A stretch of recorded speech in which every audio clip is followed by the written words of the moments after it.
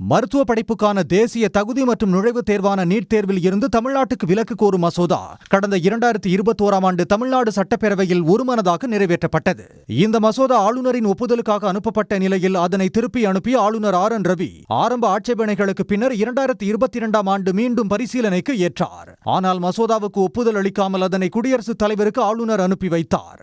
நீண்ட காலம் கிடப்பில் இருந்த மசோதாவுக்கு ஒப்புதல் அளிக்காத குடியரசுத் தலைவர் கடந்த மார்ச் மாதம் திருப்பி அனுப்பினார். இந்த தகவலை ஏப்ரல் மாதம் நடைபெற்ற சட்டப்பேரவை கூட்டத்தில் முதலமைச்சர் மு க ஸ்டாலின் தெரிவித்தார்.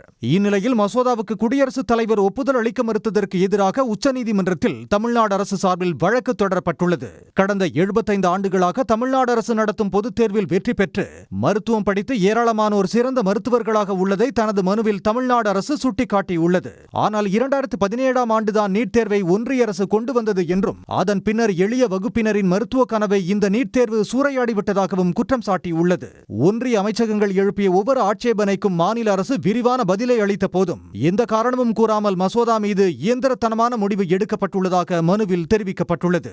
இந்த வழக்கு விரைவில் விசாரணைக்கு வர உள்ளது.